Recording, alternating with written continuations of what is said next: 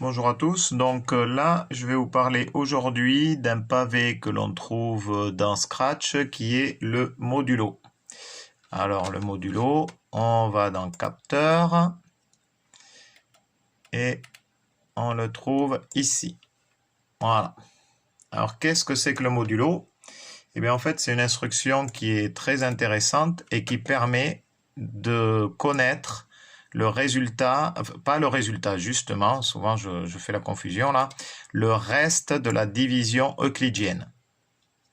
Alors je vais donner un exemple. Donc la division euclidienne de 27 par 4 nous donne en quotient 6 et en reste 3. On peut très bien écrire 27 égale 4 fois 6 plus 3. Donc le modulo, si je fais 27 modulo 4, cela va m'afficher donc 3, c'est-à-dire le reste. Voilà ce que je fais là. Donc je clique sur 27. Ici, je clique sur 4. Et quand je regarde, voilà. Donc vous voyez, ça m'affiche 3. C'est bel et bien le reste de la division euclidienne de 27 par 4. Donc cela est intéressant, notamment pour savoir si un nombre est divisible par un autre, puisque si un nombre est divisible par un autre, le reste de la division euclidienne sera égal à 0. Donc 15 divisé par 3 égale 5, avec un reste de 0. 15 est donc divisible par 3, il est aussi divisible par 5, puisque le reste égale 0. Donc, petit rappel du point de vue vocabulaire, on peut dire que donc 15 est un multiple de 3, mais 15 est aussi un multiple de 5, puisqu'on peut dire 5 fois 3. 15 est un multiple de 3, parce qu'on peut dire donc 3 fois 5. 3 est donc un diviseur de 15, et 5 est aussi un diviseur de 15. On aurait pu dire aussi 15 divisé par 5, on aurait trouvé 3, et le reste, quoi qu'il en soit, était égal à 0. Donc, voyons au niveau du modulo, vous allez voir, donc je mets 15, modulo 3, et bien évidemment, le reste égale 0. Vous voyez, donc j'obtiens bien 0. Voilà à quoi sert cette instruction modulo. On peut donc se servir de cette instruction pour savoir si un nombre est divisible par un autre. Tout simplement, on demandera à ce que le modulo soit égal à 0. S'il n'est pas égal à 0, eh bien, le nombre ne sera pas divisible. Si il est égal à 0, le nombre sera divisible. Donc, on va faire un petit exercice là-dessus. Bon, par exemple, on veut savoir si un nombre, n'importe lequel, est divisible par 7. Alors, en utilisant le modulo, on va donc, toujours pareil, sur événement, le drapeau, capteur, demander, donc choisir un nombre.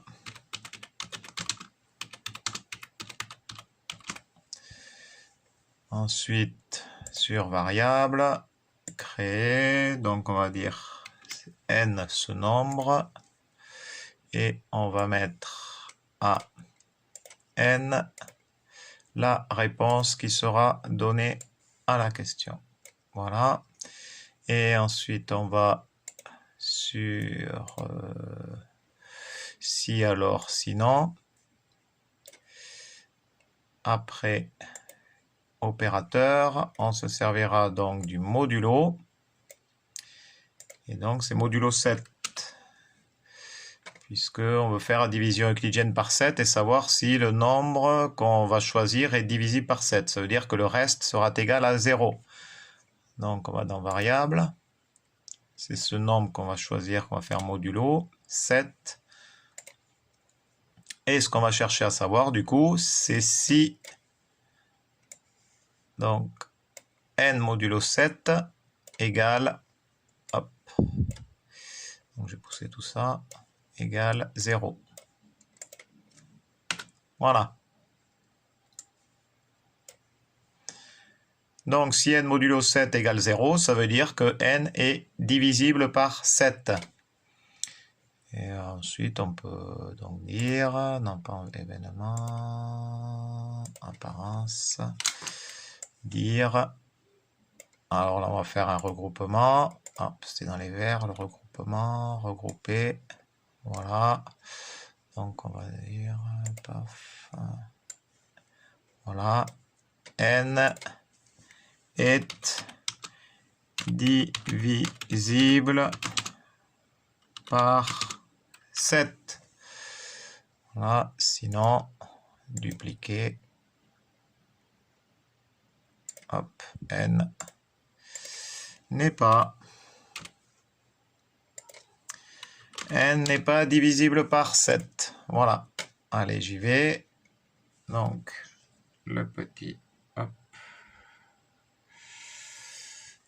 chat, le petit lutin. Donc, choisis un nombre. Ben, forcément, si je prends 49, 7 fois 7, 49. Donc, 49 est divisible par 7. Ah, c'est pas joli là en nouveau. Il faudrait que je fasse un petit espace. Ah, zut.